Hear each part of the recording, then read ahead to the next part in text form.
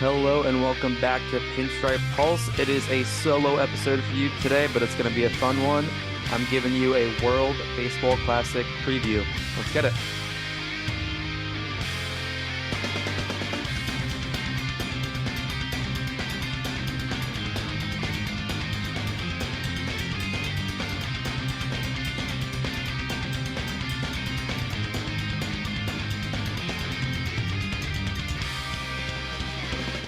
All right, hello and welcome back to Pinstripe Pulse. Like I said, this is a solo episode today. It's just me, Liam, going through with you guys. But I think we have a fun one. We're going to preview the World Baseball Classic. This is one of my favorite tournaments, obviously, as a baseball fan and a fan of world sports. As a soccer fan as well, I really love the nationalism behind the players representing their countries, where they grew up or where they feel affiliated with. I'm wearing my USA soccer jersey. Shout out to Weston McKennie and the USA's World Cup run in 2022. But first, I'm going to give you guys a preview of each of the four pools of the World Baseball Classic, and we'll go through each team, what to look out for, what we can expect, and it's a lot of baseball coming up in the next week or so. It's action-packed, 2 to 4 games every single day. You can find it on Fox and the Fox Sports extended networks. But first, I'm going to give an overview of the tournament and the bracket. So if you follow the WBC in the past, you have kind of an idea of what they do, but it's a little bit different this year. Basically, this year, there are 20 teams competing in the World Baseball Classic from around the world, predominantly East Asia, North America, and the Caribbean. But there's also a few teams from Europe as well, and in South America, the northern part of South America, which we'll get into later. The way that it works is there are 4 pools of 5 teams located in 4 different locations around the world. Pool A is based in Taichung, Taiwan. Pool B will be based in Tokyo, Japan, in the classic Tokyo Dome that it's always hosted World Baseball Classic games. And then the final 2 pools are in Phoenix, Arizona, at Chase Field, where the Arizona Diamondbacks play, near the Phoenix, Arizona spring training centers that a lot of MLB teams have down there.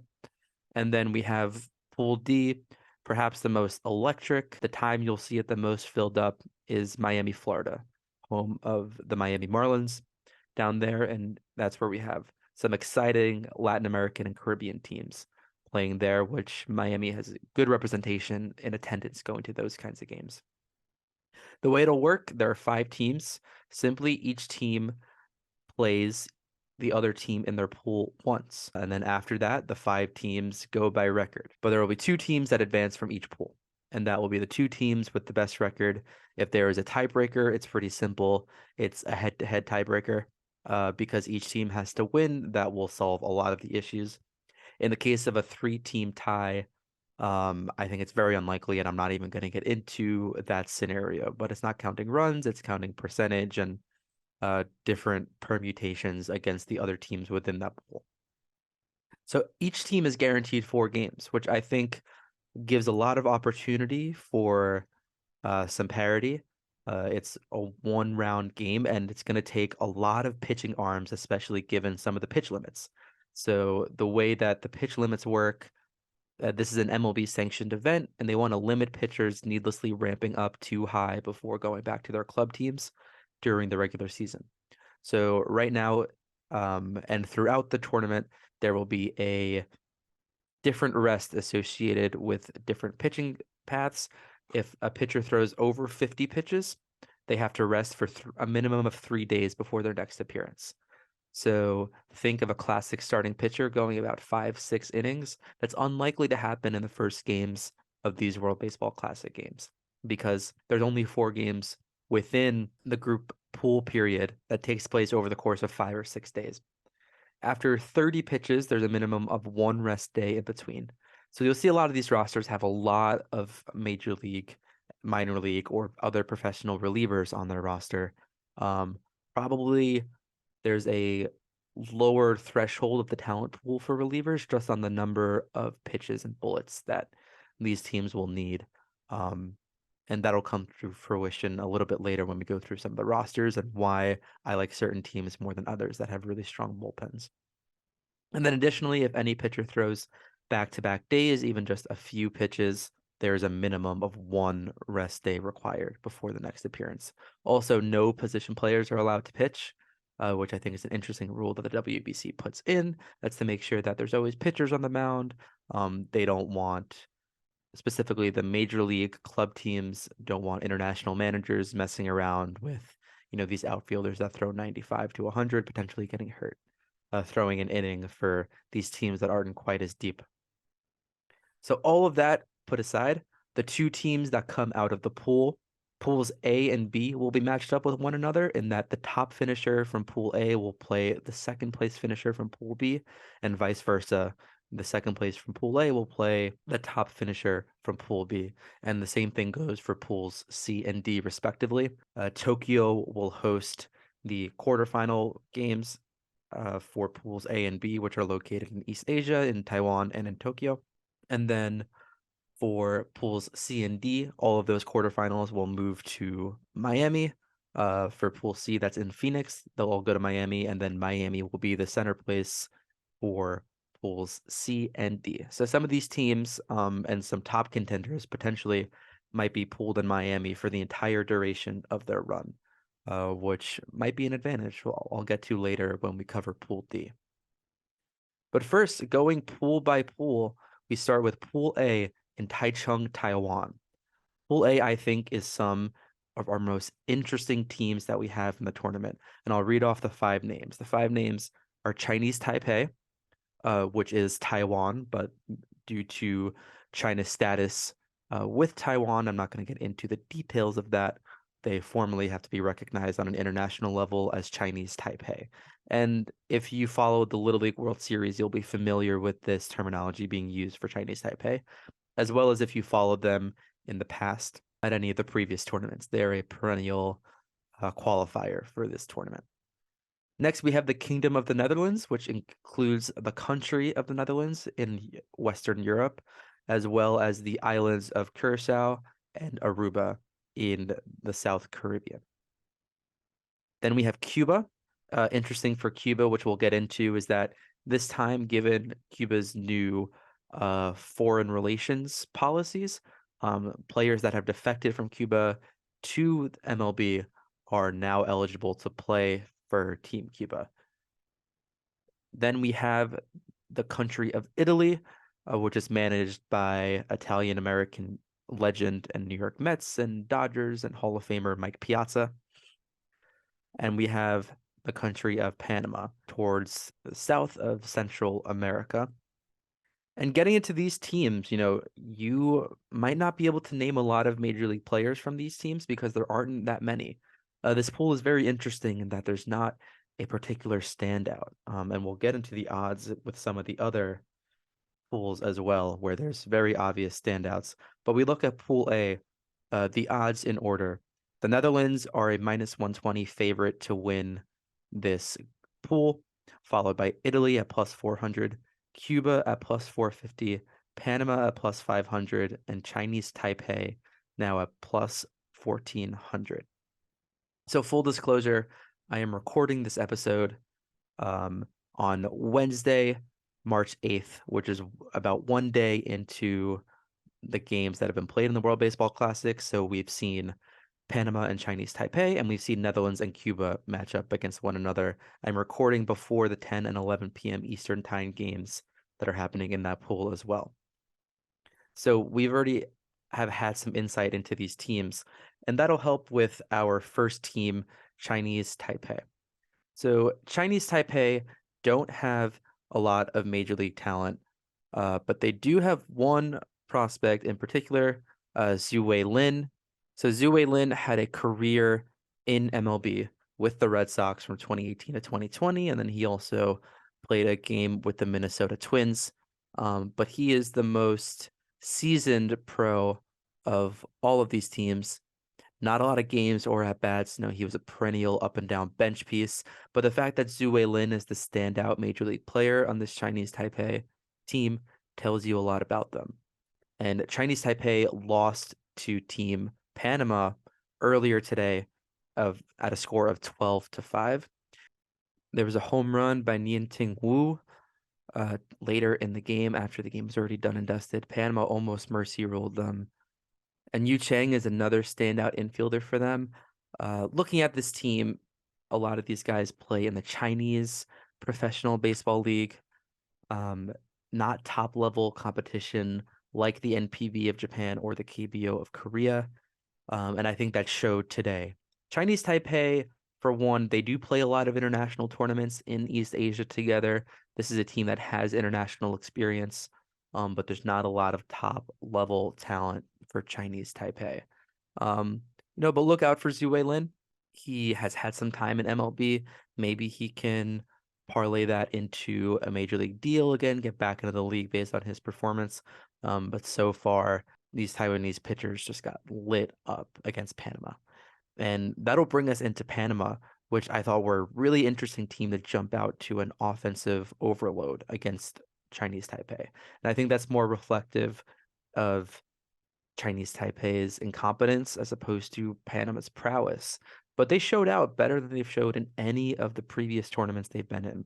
Panama coming into today were on a 30-inning scoreless streak.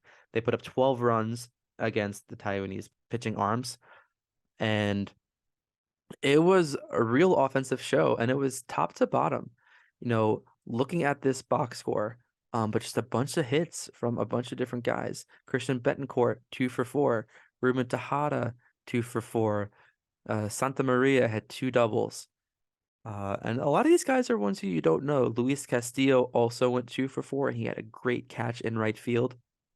But these are all guys who are well past their prime in Major League Baseball or have been up and down to the minor leagues, never really shown prowess at a major league level. And they came out and they really put together a good showing today. They've been training with one another for a while. Now, full disclosure, before this tournament, I think I would have said that Panama were my pick to come in 5th in this pool, and Chinese Taipei would have been my pick to be 4th. I thought that Taiwan would just have more international experience. They have guys who have more familiarity and camaraderie together because Panama doesn't have their own domestic league. A lot of these Panamanian players play in Major League Baseball, minor league baseball, the Mexican League, Puerto Rican League, Dominican League. They're all spread out. But Panama just showed to have superior talent. And some of these guys are top level prospects, coming into Major League Baseball, but not a lot of names who you should or will know. But we'll see if guys come off the page based on their performances so far. 12 runs in the first game is exactly where Panama wants to be. In breaking out of a group that, the odds are stacked against them, but is potentially winnable for them because there's no standout definite losses that comes from this group. And that'll jump to some of the top teams in this tournament that played one another in the first game. That is the Netherlands and Cuba. And we'll start first with the Netherlands. So interesting about the Netherlands, you have guys like Didi Gregorius, who was born in Amsterdam, in the country of the Netherlands itself. But most of these guys are from Aruba or from Curacao, including Xander Bogaerts, Jonathan Scope, Andrelton Simmons, minor league prospect Chadwick Tromp, who's catching for this team, Vladimir Ballantyne, who is one of the best players in recent history in the NPB in Japan. Vladimir Ballantyne actually was on the All-World Baseball Classic team in 2017 as the left fielder for this Dutch team. And he also has the record for most home runs hit in a single season in the NPB with 60 home runs. So he is not a major league player, but that is a name to know. And this guy has shown out in previous tournaments and will also show out here. Also, they have Jurickson Profar on their team. Jurickson Profar was leading off for them in the first game. And additionally, some names that we see like Jair Jurgens is playing for them as well. And they had a 4-2 win against Cuba in their first game. They really put it together. But aside from this top level names, it's not a lot of names but what they do have is a few major league guys was playing in the infield. Xander Bogaerts is starting at short. Didi Gregorius was playing first base today. So we'll see how they rotate their infielders because they have a few professional guys. Didi also had a bloop single to played a few runs in their game as well. They looked really good. This team definitely has the most names that come off the page out of Pool A. They're my pick to win the group. But let's get to Cuba. Cuba are a really interesting team because Cuba recently opened up their team to be represented by players that defected from Cuba to go to the United States. And there's a few notable names and a few notable omissions as well.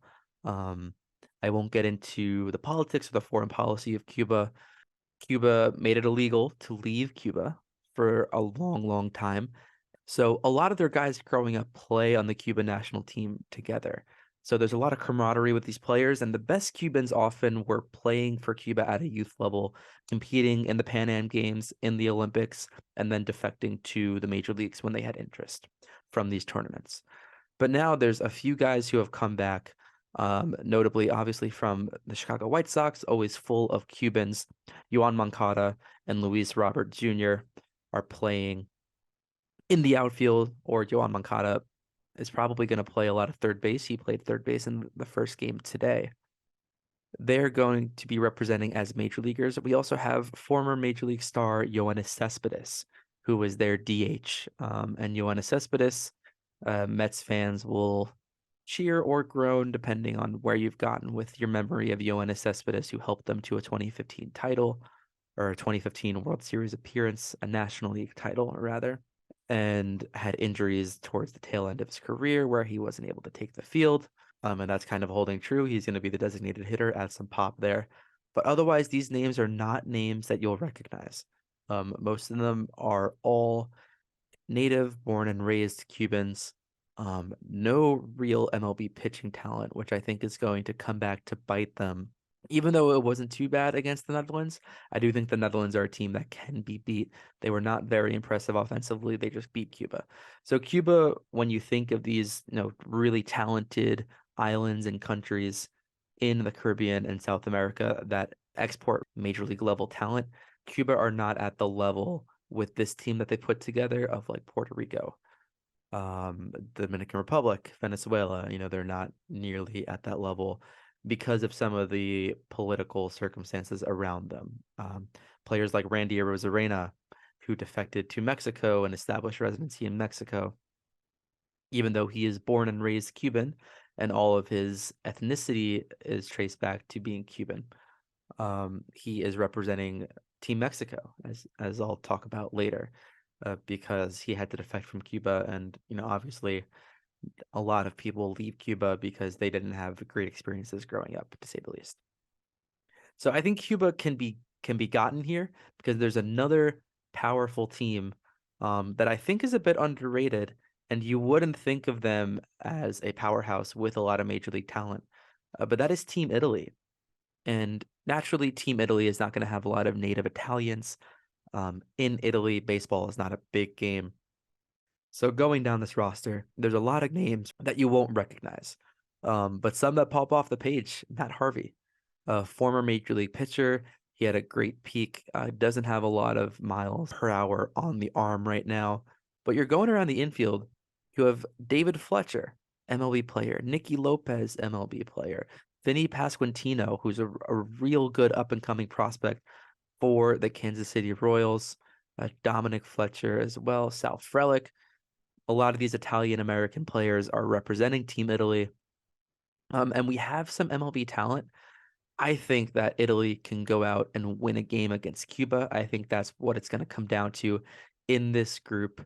Again, they're managed by Mike Piazza, so he's going to bring some of that grandeur energy, some legitimacy to this team. I don't know if they're going to be speaking a lot of Italian. I think there's going to be an Italian contingent, a lot of English. But I ultimately think that the Netherlands win the group and Italy gets second over Cuba out of this group. I think Panama are going to put up a good fight. I think Panama, looking at them, they have a shot against Cuba, honestly. Their team seemed very cohesive, but it's really going to be where their pitching lines up. I think they threw their best pitching today, and that kind of faded after the sixth inning when Taiwan started to jump on them a good bit, getting towards their fourth, fifth pitchers in this game. But they put up a 0 spot for the first 6 innings or so. And I think that Italy can get them. Italy have a lot of arms listed on this roster, a bunch of guys with some minor league time, and they have Matt Harvey. So they'll see how they line up. Their top level talent. They're going to get a lot of singles. They're not going to hit a lot of home runs. I don't think that's going to happen with anyone in this group, with the exception of maybe Cespedes and Luis Robert run into a few. So that'll be it for Cuba, really, if their major league all-star level players can jump on some. But I think I'm going to pencil in Netherlands for the #1 team to get out of the group, and Italy, the #2 team. But if you want a long odds bet, bet Panama to advance. I don't think they win, but they have good odds, or at least good value odds. All right, that is Pool A, and we'll get back to them later. Jumping into Pool B, here is a really interesting pool, and I think there's a massive discrepancy between some of the top talent and some of the bottom talent. Some of the bottom talent, I'll go through, and I'll be really quick. Australia, China, and the Czech Republic are some of the worst teams in this entire tournament. Australia had a few players back out, and China, the Czech Republic, there's just really not a lot of name recognition. Yankees fans will remember Graham Lloyd, who we spoke about actually on a recent episode, interestingly enough. Graham Lloyd is a bench coach for them. That's about the most notoriety that they have. I don't think Peter Moylan is involved, who's of recent Australian fame. Liam Hendriks, due to his health issues, Liam Hendriks will not be able to make the World Baseball Classic, who would definitely be their best player, their most notable player. And I think I would have more interest in them overall.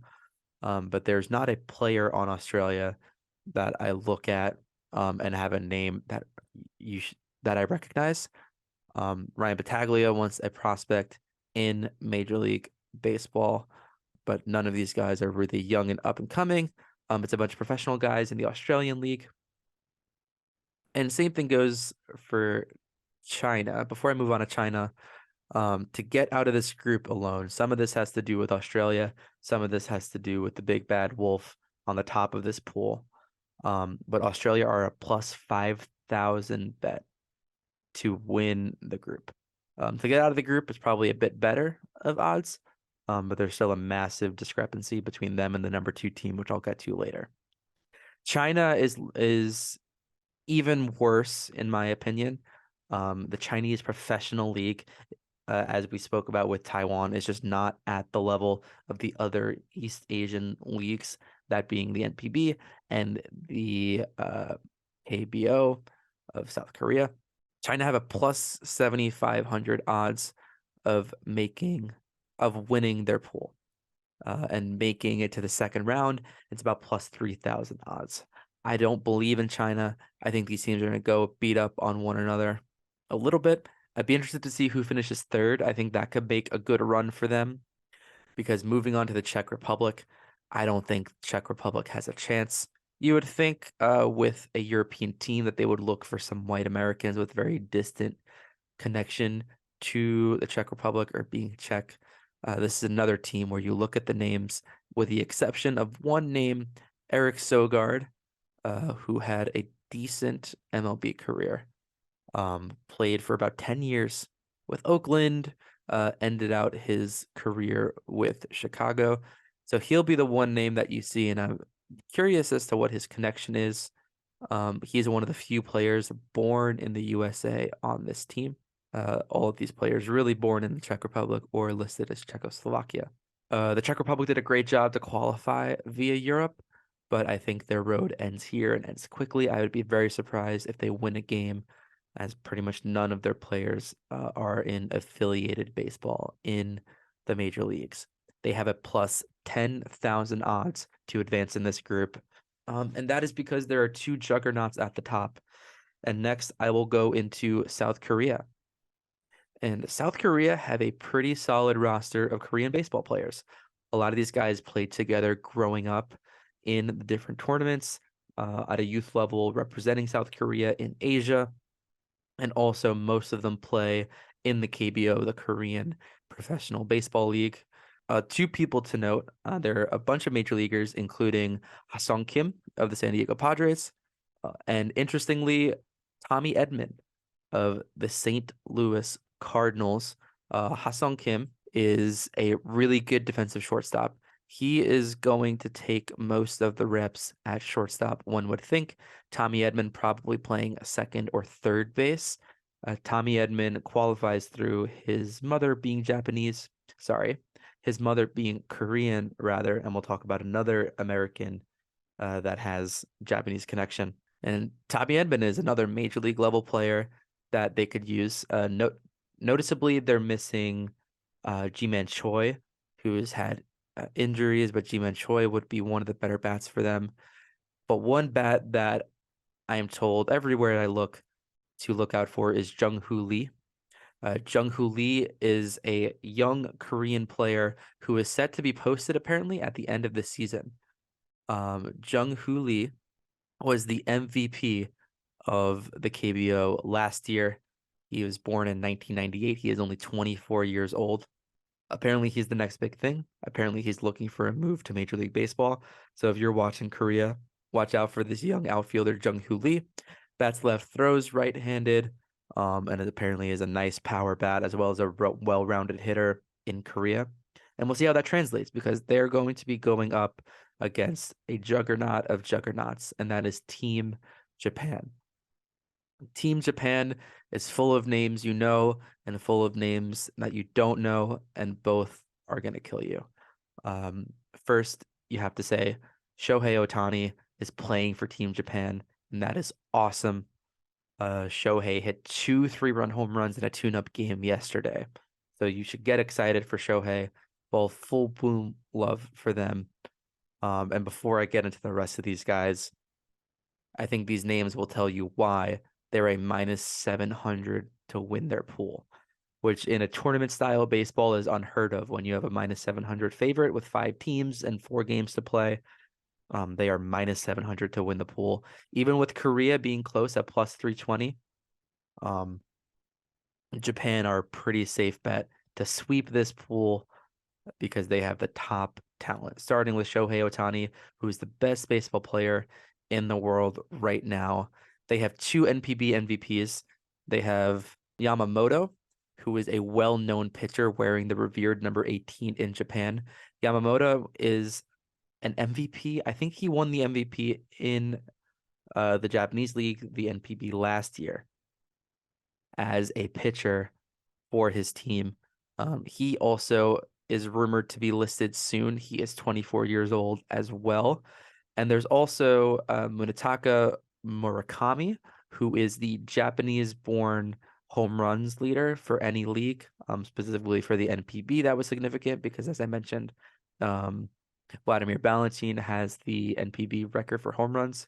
But Murakami hit 56 home runs this past year, and he actually won the NPB MVP in 2022, last year, hitting 56 home runs.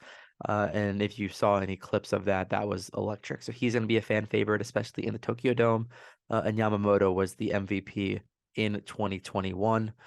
A key omission for this Team Japan is Kodai Senga. Kodai Senga has been dealing with some injuries. He just got signed by the New York Mets from Japan, and he was one of the best players in the 2017 tournament. So it took a few years for him to come over. So maybe Murakami and Yamamoto both wait a little bit, just like Kodai Senga did. Kodai Senga, I imagine, was afflicted by COVID, and all of those issues with moving to a new country during a higher peak in the pandemic. But this team shows out. Lars Nootbaar is playing for Team Japan as well. He doesn't know a lick of Japanese. It's been pretty funny to see him involved in some of the pregame shenanigans and the hype speeches that the Japanese coaches have been doing. He is set to be an outfielder on this roster. And also there's Masataka Yoshida, who the Red Sox just signed. Yu Darvish is playing, and Yu Darvish is definitely the best pitcher on their team, maybe with the exception of Shohei. This top 3 pitchers for Team Japan, Yamamoto, Darvish, and Shohei Ohtani, are going to be problems. And I think that's going to get them through their Pool B pretty easily.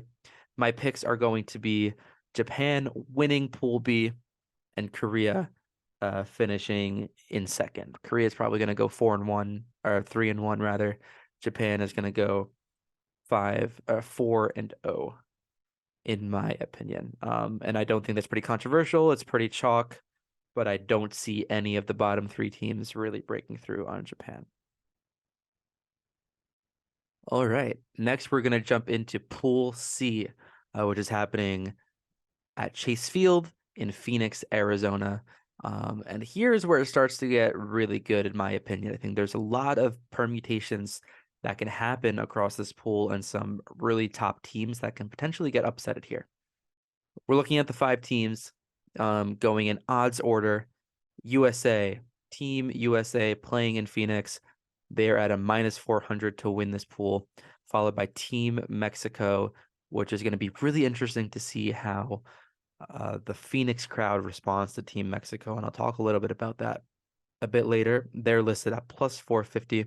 Then we have another big drop off. Team Colombia +2200 to win the pool. Team Canada +2200 to win the pool. And Team Great Britain +10,000 to win this pool. I think we'll start there. This Great Britain team, in theory, have some potential, but in practice, they just really don't have any major league talent. There is Trace Thompson, the Dodgers outfielder, who's also brother of Klay Thompson of the NBA, who is on this team. He'll be a major league bat that they have there, but Trace Thompson is a platoon replacement, a little above replacement level player for the Dodgers. He is supplemented by Harry Ford. He was picked 12 in the 2021 draft. He is a catcher in the Mariners system.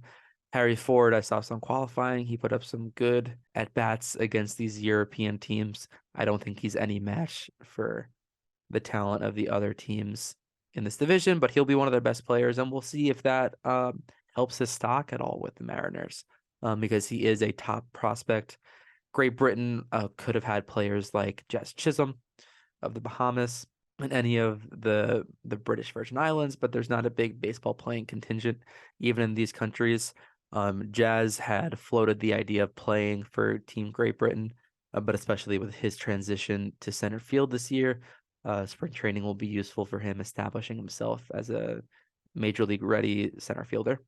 Next, I'm going to jump to Team Colombia. And Team Colombia is really interesting.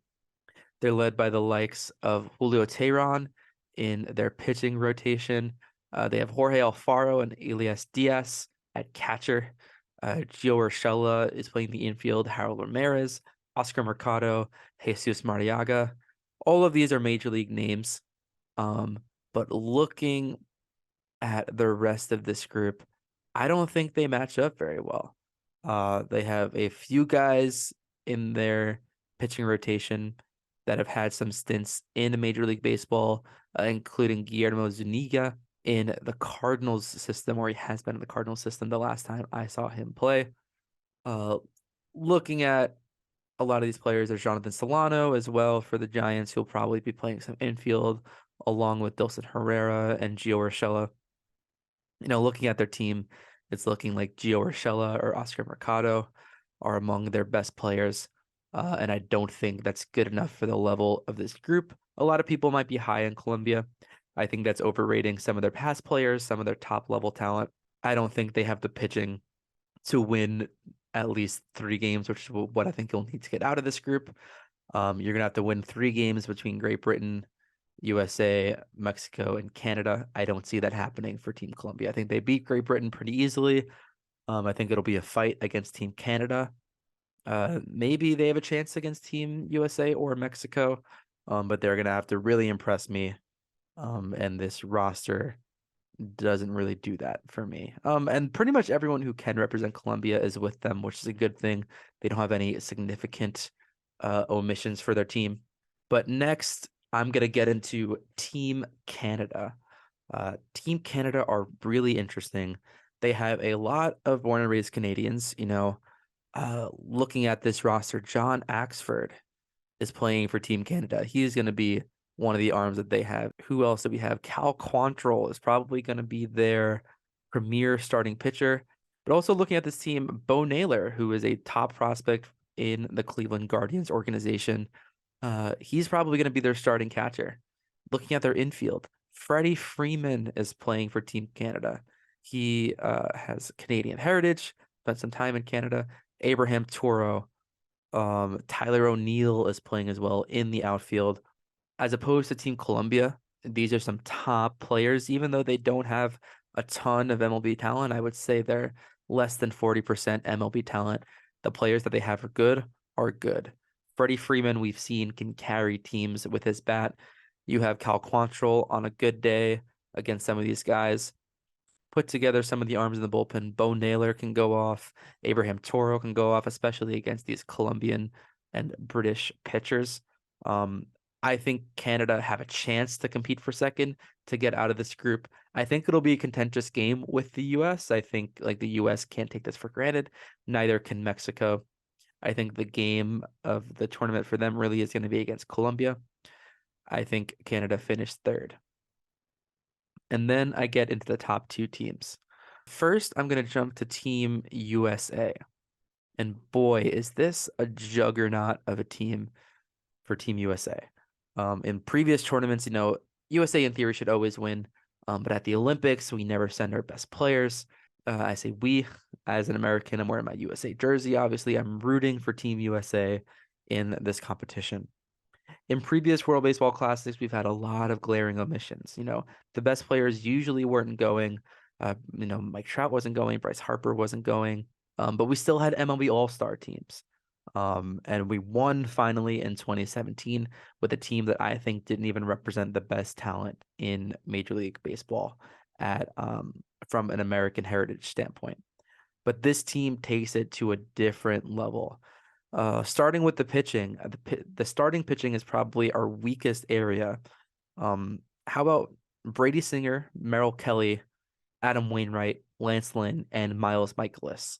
That is five pretty solid, potentially all-star level starting pitchers alone. Adam Wainwright, I think, is going to get the pill in game one of this World Baseball Classic.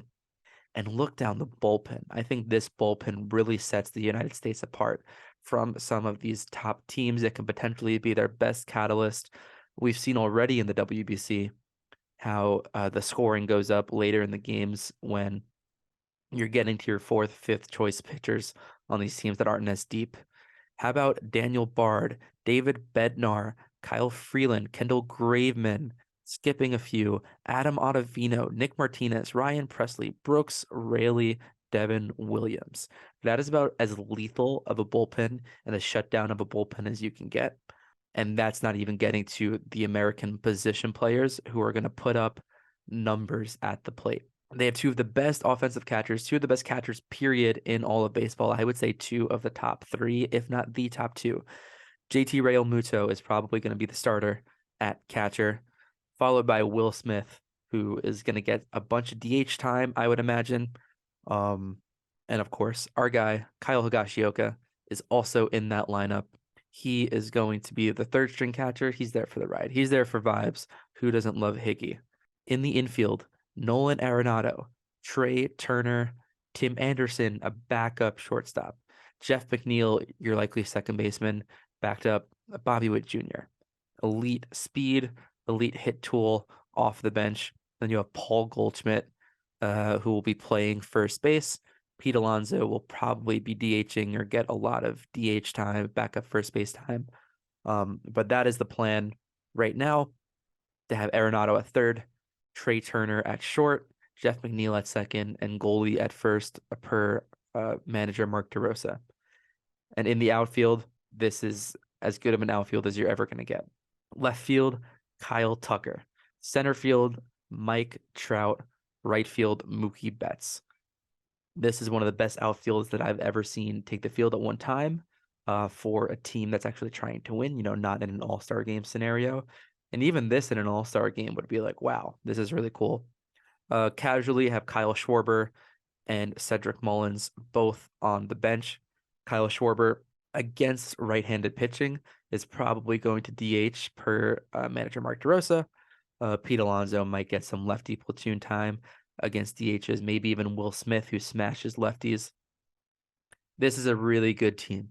Looking at previous teams and up against their competition. I think the USA have a legitimate shot to win this tournament, and they should win the pool. They're favorites to win the pool at a minus 400. But now we get to Team Mexico. And Team Mexico has given the USA problems in the past. This pool is located in Phoenix. USA versus Mexico is going to be in the heart of Arizona, where a lot of Mexican immigrants live. Last time USA played Mexico, it was 70% in favor of Team Mexico in terms of attendance, in terms of noise. So they're going to have a de facto home field advantage against all of these teams, against Canada, definitely, Great Britain, Colombia. These Mexican fans are going to show out for their team. And unlike last time, Mexico are 2-0 against the USA, and they've given the USA issues. Unlike last time, they really have a talented roster behind them. How about some of these top names? First, Julio Urias of the Dodgers, ace. If there's anyone who's adapted to funky tournament style baseball, it's Julio Urias, who helped the Dodgers as a starter, as a reliever in the 2020 World Series win in that COVID shortened, COVID adapted playoff format in that World Series. They have Urquidy, Taiwan Walker, Luis Sessa also as a perfect like middle relief option that you're going to need in these games. Luis Sessa also came up in the Yankee system. He can give you some starting innings. Oliver Perez, also longtime MLB player. He's going to give you some starting innings. Taiwan Walker, super interesting how he's playing for Team Mexico, but he'll be one of their starters. And then the back end of the bullpen, how about Giovanni Gallegos, Gerardo Reyes? These guys, Cesar Vargas, these are guys that can really throw gas, especially Gallegos. We'll see how that helps them later down the line. But even just their starting rotation alone, I think Mexico should win every game. Canada might be a fight, but I think Mexico should win every game. And then it's going to be that USA versus Mexico game where this group comes down to. In addition to their pitchers, this is really where it gets good. Austin Barnes of the Dodgers, backup catcher for the Dodgers, would start on most teams. He is catching for Team Mexico. In the infield, Jonathan Aranda, he's a pro level player. Joey Meneses playing for the Nationals. Isaac Paredes, Rowdy Tellez, Luis Urias. All of these guys are playing. They have MLB time. It's pretty solid infield. They have some high level potential. I know Paredes did not hit very well last year. Yankees fans, we saw that, but they'll be helped out by some of these outfield boppers. Randy Arozarena, born and raised Cuban, defected to Mexico and then to the United States after that. He is representing Team Mexico as a Mexican citizen, which he applied for and was approved for after he defected from Cuba, rather. Then we have Jarren Duran, Alek Thomas, top prospect in the Diamondback system. He's going to be playing a lot for the D-backs coming up these next few years. Alex Verdugo and Jose Cardona also on the bench. Another MLB level player. I think we're going to see Verdugo, Thomas, and Randy from right to left. Jarren Duran is not a bad option to have as a DH or as a platoon outfielder within there. I think 4 outfielders are going to play all the time. And then you'll have your Aranda, Meneses, Paredes, and Rowdy. I would think you'll see in their infield. This team with a good pitching performance, especially from Urias, who I think he is locked in to pitch against Team USA. I would run Taiwan Walker. I would run even Oliver Perez, Jose Urquidy against the other teams. I think Mexico have a good chance to win this group and shut down Team USA and give the Americans a wake-up call that I think they could use. I think Mexico win this group. If you're going to bet a longer odds to win groups, I know I've been going mostly chalk. I think Mexico 1, USA 2. I think Mexico goes 4-0. I think the US goes 3-1.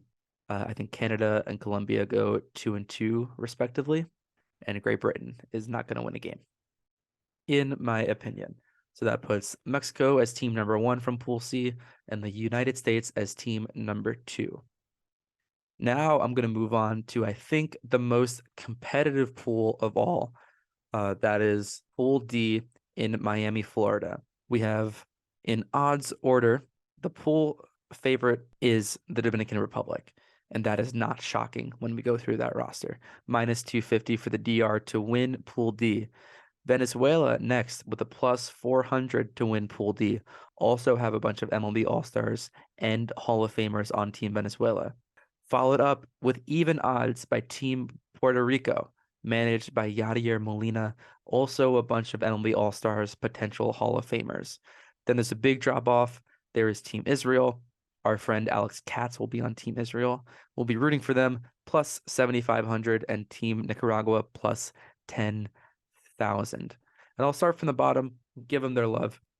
Team Nicaragua, like a lot of the teams from Pool A, there's not really any major or minor league level talent going on here. You have guys like Jonathan Loizaga, you have Esramo Ramirez, JC Ramirez. Now some guys who have had some a cup of tea in major and minor league baseball. Jonathan Loizaga is really the one all-star on this team. Alex Blandino, interestingly enough, is an infielder for Nicaragua. He'll be representing this team in Miami. I don't think it will be nearly enough. This is a stacked Pool D. This is a tough draw for Team Nicaragua. I think they are obviously the ugly duckling of this pool. I think they're going to really be playing to win that game versus Israel. And even in the game of baseball, in which anything can happen in a one-game format, I don't think they have any significant chance against the DR, Venezuela, or Puerto Rico. They just don't have the bats to keep up with this pitching. And I don't think their pitching can get around some of these MLB All-Star level bats. Going next to Team Israel, they're a very interesting team. They shocked the world last WBC in 2017 by advancing out of their group. They didn't even have odds on a lot of websites to win the tournament, as our good friend Alex Katz was saying. Alex will be representing Team Israel, and they have a bunch of major and minor league talent. You know, Alex is a minor league talent right now. They have Jake Kalish, who's also in the minor leagues, Jake Fishman, looking at some other names, Zach Weiss, who has played for Arizona before. And some major league talent, though. They have Zach Geloff, they have Ty Kelly, Danny Valencia, Alex Dickerson, Jock Peterson. It's not a bad team. I think this team could compete for second in another pool. They would finish third and fourth, kind of that level across these pools.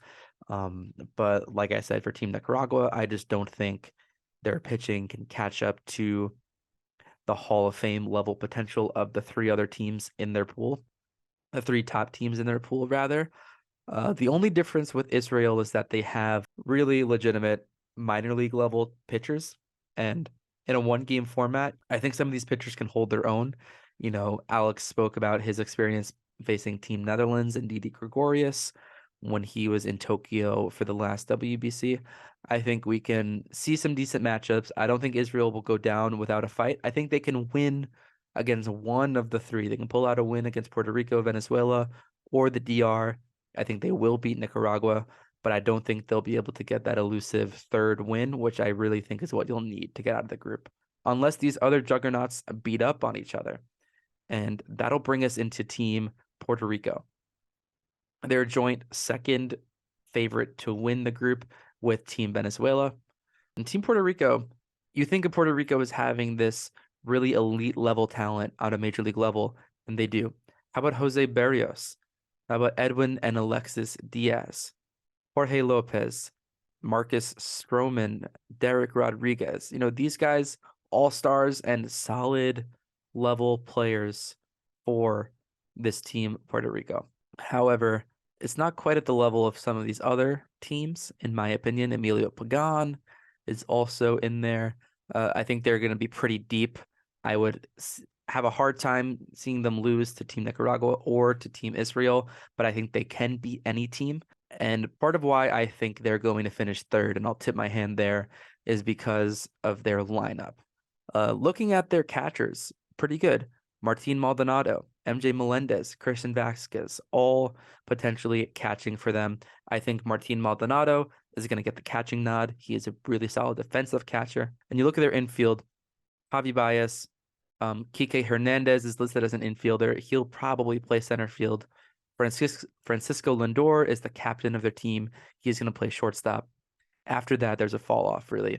Edwin Diaz, the Astros, Emmanuel Rivera, Neftali Soto.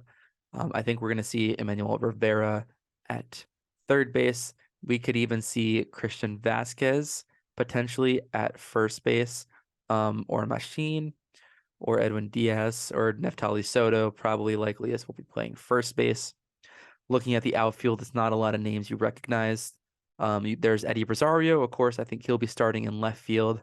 But then we have Henry Ramos, Nelson Velasquez, um, and John Shui Fargas. I think Rosario is going to play left. Kike will play center. And then we're looking at Ramos or Velasquez in right field. I say Christian Vasquez probably DHs. But here's where the lineup just isn't great. This would be a pretty good MLB team, honestly, but I don't even think it would be like a division winner on an MLB team. And when you're going up against teams, Venezuela and the DR, I don't think this team can cut it. I think PR will be fun. They're going to have a lot of support in Miami. They always show out. The fans are awesome for Team Puerto Rico, so never count them out.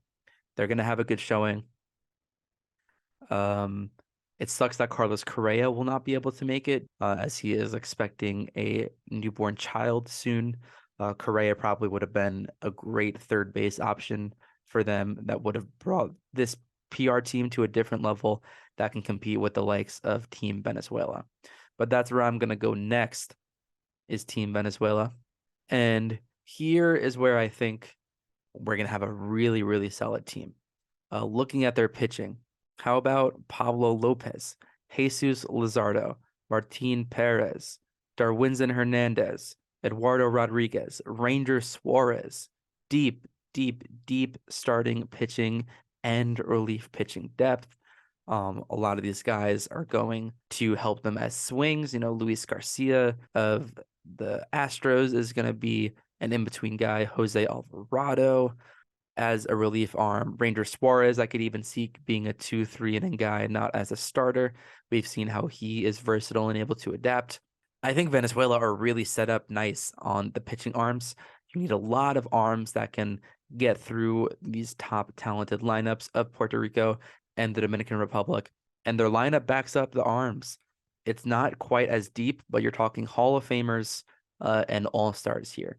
Catching behind the plate, Salvador Perez is likely going to catch, unless they put him at DH. We'll see where they get with him. There's Omar Narvaez and Robinson Chirinos. I think either of them, depending on how they're going with their defensive setup, could put them as catcher. Salvador Perez is very much a negative catcher defensively, but he has that pop, and they're going to find a way to get Salvi in the lineup. I'm sure of it. So we'll see. Chirinos is a bit older. I think Narvaez will likely be the catching option, but I don't be surprised to see Salvi behind the plate because they're going to mash, especially against teams like Nicaragua or Team Israel. They might get more conservative with their defensive catching alignment against really athletic teams that get on base a lot, like the DR or Puerto Rico. Going to their infield, Jose Altuve at second base. Gleyber Torres is probably his backup second baseman. At third base, you're looking at Eugenio Suarez or Eduardo Escobar. Andres Jimenez probably going to slot in at shortstop for this team. Maybe Rengifo. Gleyber could also play short. I don't think that's a good idea. So it's probably going to be Jimenez after Miguel Rojas had to pull out of the WBC due to the injury with Gavin Lux. That has made the team a lot more shallow. Miguel Rojas decided to stay with the team, with his club team, rather. We also have Luis Arias, who's probably going to play first base. They have a lot of middle infield or versatile middle infielder, third base type. So we'll see Luis Arias probably playing at first base, which he's a really plus defender right there. A batting title champion last year. Jose Altuve has won a batting title. Gleyber Torres has hit a bunch of home runs before. Eddie Escobar. Andres Jimenez had a 4-war season last year. Not too bad. This team is really good. Not to mention Eugenio Suarez, who has been pretty great for the Seattle Mariners and the Reds in the past. And this outfield is really good. There are only 3 outfielders deep, but it's David Peralta. Okay, fine. Anthony Santander, perennial all-star level player, as we see for the Baltimore Orioles in the AL East. And at center field is going to be Ronald Acuna Jr. He is really going to show out, I hope. Acuna is one of the best players in all of baseball, one of the most talented players in all of baseball. I know he's been ailing a little bit with the Braves. I think if you've seen him in the Dominican League or the Venezuelan League, I think he played in the Venezuelan League last year. He shows out and he gives it his all. And listed as a DH, they have an old but fantastic Miguel Cabrera. So you're looking at a DH option between Miguel Cabrera, Salvador Perez, Gleyber Torres, I would think. So you're looking at a lineup that is 9 all-stars deep. The way I see it, I think the lineup's going to go something like this. I think we have Jimenez to lead off, then Altuve, Acuna 2 or 3, Santander at 4. Maybe then you jump to Salvi Perez if he's starting at 5. Then you can go Eugenio Suarez, Gleyber Torres if he's your DH. Don't forget about Luis Arias. He's going to hit somewhere 7 to 8. And then depending on your catcher, you have like Narvaez or Chirinos at your 9. That's not a bad lineup. You can switch Miguel Cabrera with Salvi Perez. I know I said Gleyber. He probably wouldn't play. Depends on Eddie Escobar, who plays third. That's a really solid lineup. But the best of all, I think, is going to be the Dominican Republic. Now, I think the Dominican Republic have one of the best lineups ever assembled. And unfortunately, Vlad Guerrero Jr. had to drop out last minute, in which I think they legitimately would have had the best lineup ever put together in a non-all-star format. But let's go through their roster. How about Sandy Alcantara? You heard of him? Genesis Cabrera, Diego Castillo, Johnny Cueto, Camilo Doval, Luis Garcia, Christian Javier, Cesar Valdez, Hector Neris, Gregory Soto, Rafael Montero. Like, this is a different level of depth in pitching. I think the DR have some of the best talent. They're also going to have some of the best fan support in the entire tournament, especially in Miami. This pitching depth is really, really good. I think they have a few shutdown guys who'll be solid for them. They definitely have the best pitching rotation and outlook of all of the Pool D candidates. Yimi Garcia, I didn't even say. Luis Garcia, Carlos Estevez, Roansy Contreras. Like, all of these are pretty solid major league guys, complemented by a bunch of all-stars and Cy Young winners. At catcher is probably the weak spot for them in terms of positioning. We're looking at Francisco Mejia, Gary Sanchez. I think Gary could get the start, though Mejia is definitely more solid defensively. Gary gives you that high-end pop, but Gary hasn't been in spring. Gary doesn't have a team, so we could see Mejia pretty easily. But this infield, let me give you some of these infield options. Manny Machado, third base, and he might even be playing first base. Rafael Devers, third baseman. Shortstop, how about Willie Adames, Wander Franco, and Yermi Pena? 3 all-star level shortstops at some of the best in all of baseball, near top 10, each of them, all from one country, all playing on the same roster. Crazy. Second base options, we're looking at Robinson Cano, Hall of Fame second baseman, well past his prime. Obviously, we all know, but he is a Dominican legend. He was the player of the tournament, I believe, in 2013, or he was on the all-tournament team at least. Ketel Marte, who can be a second baseman, or he can be an outfielder.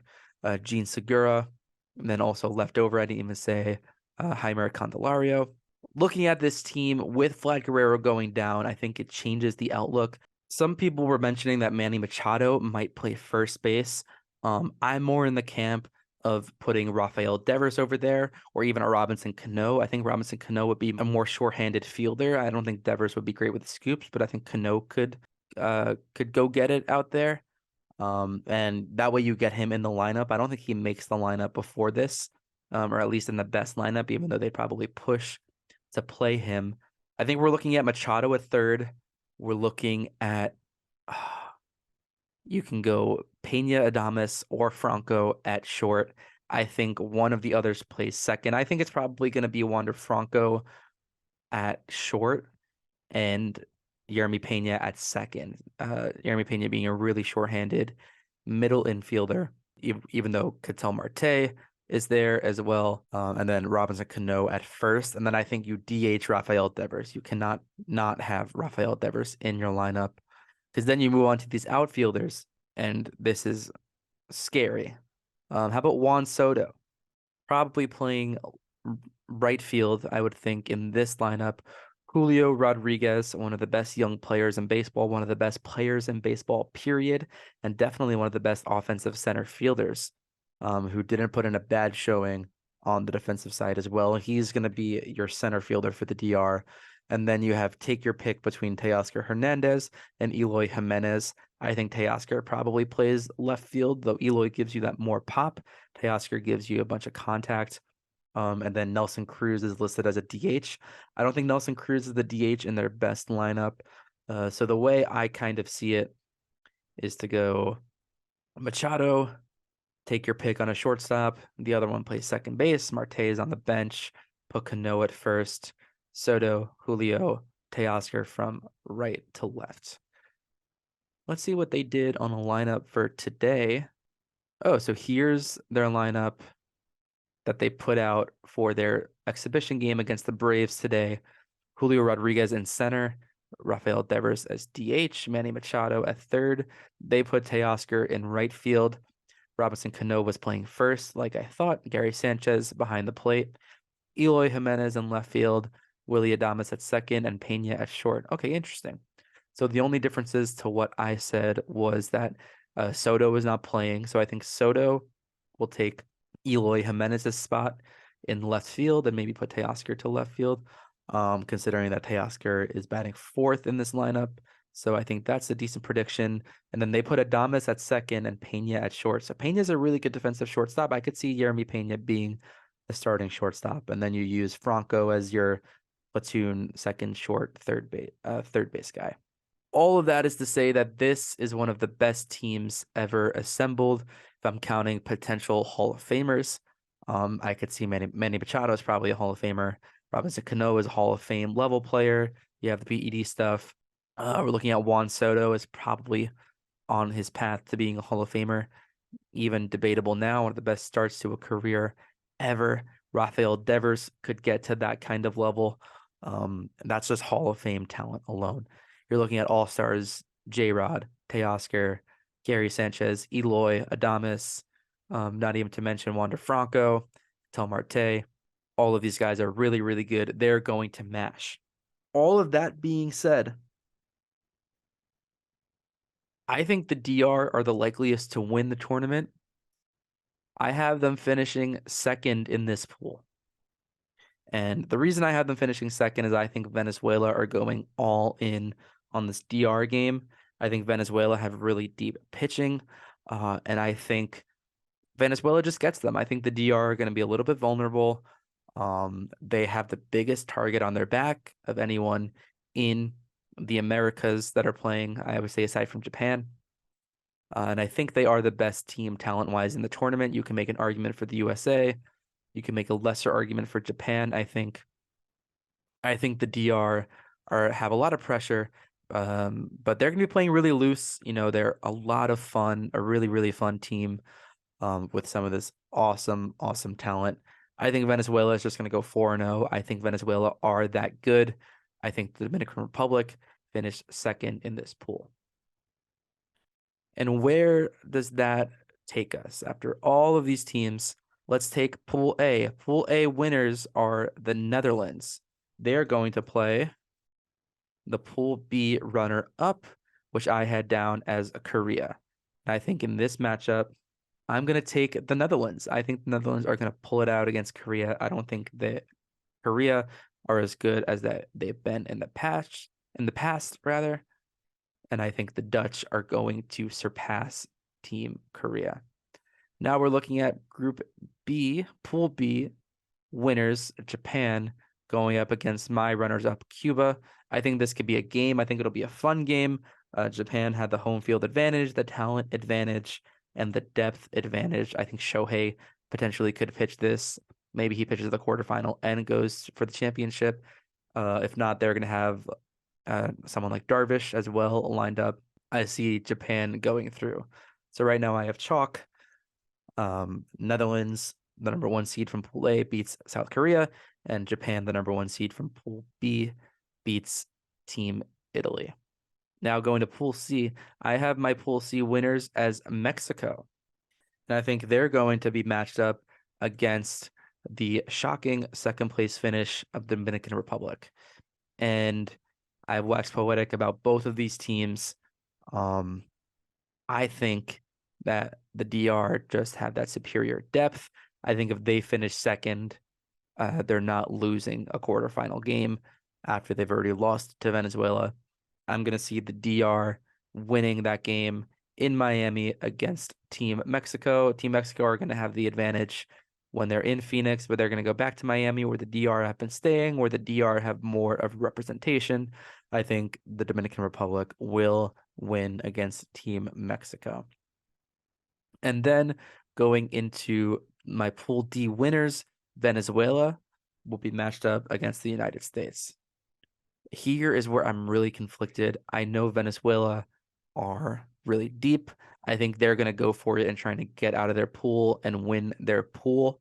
But I think they're going to be a little bit spent. The USA just have so much depth.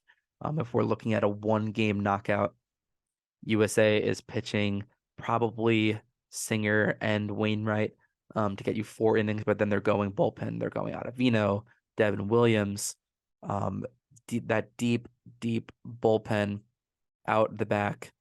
Kyle Freeland, Kendall Graveman, all these options to go through. Ryan Presley. I think USA in a do or die, they have to prove themselves. They're going to win this quarterfinal in Miami against Team Venezuela and advance to play at the Dominican Republic.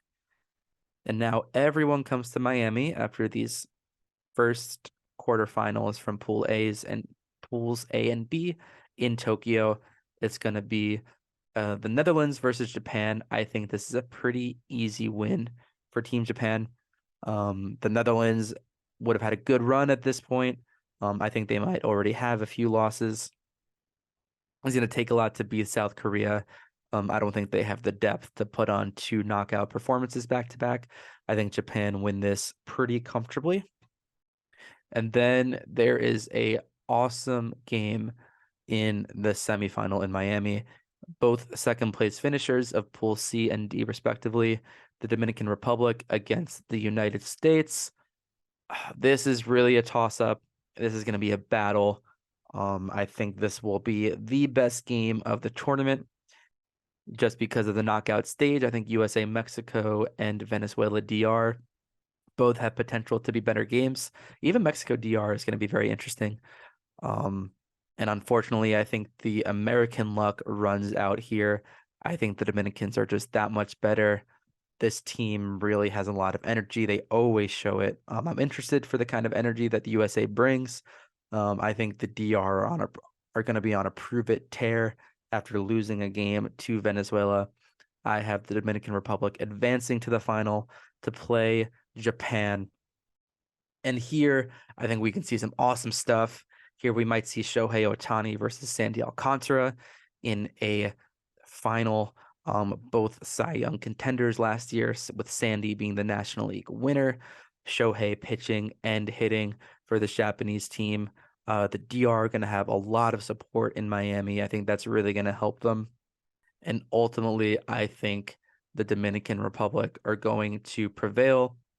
I have the Dominican Republic, even though they're not my Pool D winners in the Miami pool. I think they're going to take the advantage of having home fans in the city of Miami, as well as staying in Miami the whole time. And I think they just have a more rounded team than this Japanese team. I think Japan is really not going to play this elite level competition. They're playing a flurry of MLB players up until the semifinals, and the Netherlands has a few all-stars and some pro guys. I think the DR are a different team. They're going to have a bunch of tests at this point. The one advantage Japan might have is pitching rest, but I think their bats are not going to be able to catch up with the Dominican pitching. I think the DR win this game like a 5-2, 4-2 kind of thing. It's going to be a real grind, but maybe Shohei shows out, and Japan can win. But that's my pick, the Dominican Republic. So again, to go over, I have the Netherlands winning Pool A and Italy finishing in second. I'm cheating a little bit because Netherlands are already 1-0, but so are Panama. So we'll see how that goes. I have Cuba finishing third, Panama 4, Chinese Taipei finishing fifth. In Pool D, I have Japan winning, Korea 2, Australia, China, and the Czech Republic. I don't know enough to pick between the three of them, but I know that none of them are going to beat Korea or Japan, or at least that is my guess. So they'll finish 3, 4, and 5. In Pool C, I have Mexico 1, USA 2, Canada 3, Colombia 4, Great Britain 5. Pool D, I have Dominican Republic. I have Venezuela 1, Dominican Republic 2, Puerto Rico 3, Israel 4, and Nicaragua 5. And even though Dominican Republic come in second in this pool, I have them beating Mexico in the quarterfinal. Venezuela loses to the USA to put DR USA in the semifinal. I have Netherlands beating South Korea, Japan beating Italy, and Japan beating Netherlands after that to go to the final.